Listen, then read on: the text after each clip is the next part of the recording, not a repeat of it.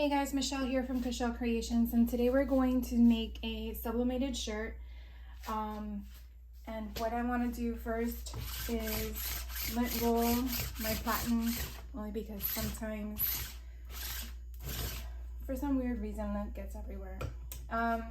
We are going to use a next level t-shirt that is 65% polyester. I like using a lighter weight of polyester mainly because of the feel. It kind of gives me the feel of cotton. The image we are going to place on here is the word vintage. Obviously it's backwards because it's sublimation, where we're going to adhere this item to the shirt. So first thing we're going to do is we're going to press the image. We're going to press the shirt to get the moisture out of the shirt. I have my heat press set at 400 degrees for 60 seconds. And when I do the first press to get the moisture out, I usually just do it for 5 seconds. It's just mainly just to do that. It's not to do anything else, and you don't want your garment to be too hot when you're working with it. The other thing we're going to do is adjust my pressure, because last thing I did was not a t-shirt. And I kind of have an idea of where I typically keep it, but you can always test it out, which I think that's a good gauge. And again, we're just doing it for a few seconds. We're gonna take it off, and as you can see, it actually took the lines out of my t-shirt. So if that's a problem for you when you're doing it, just letting you know that's another way to iron it, so to speak. So we're gonna go ahead and get out my ruler, which I should have done first, which I'm sorry for the noise. And we're going to line it up. So not every shirt is created equal, so you will not have it perfectly aligned. I typically use the sides here to gauge, to make sure that it's typically centered. And then what I typically do is I come down 3 finger lengths from the collar, and then I'll place my image. Another thing I like to do is to take the image, and because it's on an 8.5 by 11 print, I'm going to meet the 2 edges in the center. Meet the 2 edges together. In the center, I'm just going to give it a little peek, so that way I know where the middle is. So as you see slightly, you can see where the peaks are. And obviously you want to make sure it's the correct format where it's upright and not upside down. So then we're going to go ahead and find the center.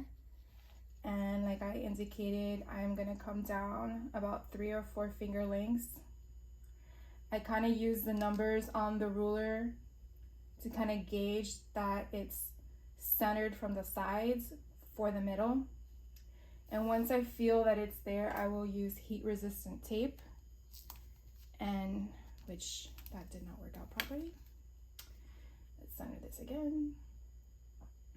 I'll use heat resistant tape. Let's go this way and tape it down. I typically just do the 2 sides and then the top. And then what I typically do is, because I am a perfectionist sometimes, I like to hold it up to the light to make sure it's centered. I just don't want to give my client an uncentered object on their shirt, because it would drive me nuts. And so it was a little off. And so that is much better. So I'll go ahead and place it down on my platen again. And what I do is I take butcher paper, and I'm gonna put this underneath the shirt to protect the ink from bleeding through to the back of the shirt.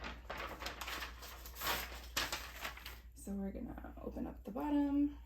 And this is why it's kind of good that you have more than one tape on it, because as you do this, it will shift a little bit.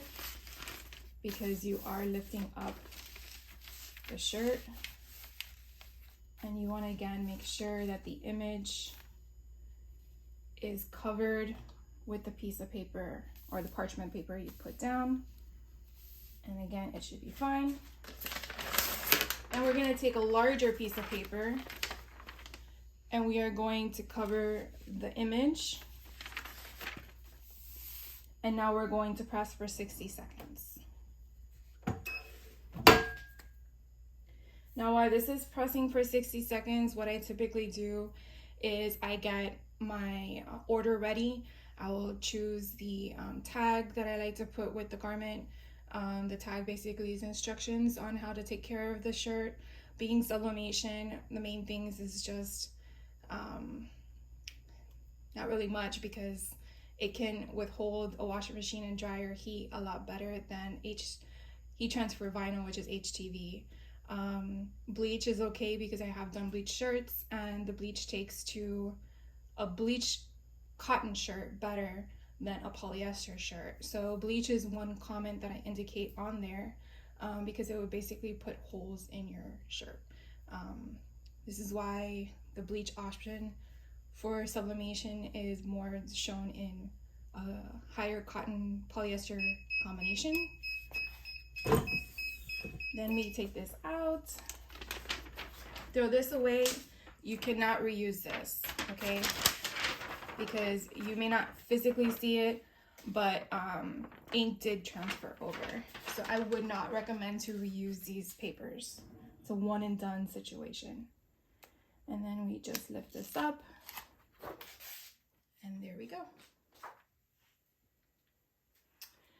So I will take this over to the table and we can take a look. Okay, so we're over here back at the table, and you can see how the vintage image came through. I'll even show it up closer. It kind of gives it that grungy look, which is kind of cool. And like I said, it's in the shirt, so that's the beauty about sublimation that I love. Only negative to sublimation is that you cannot print white because it's not a white printer, but I just love it. You can do so many things with it. So this item actually is still available in my shop under last call items, because it's one of those items that I am phasing out of the product, of the design in reference. So if you're interested in this shirt, by all means, I'll put the link below and pick up your shirt. And I would love to hear from you. Is this something that you guys do? Do you do sublimation?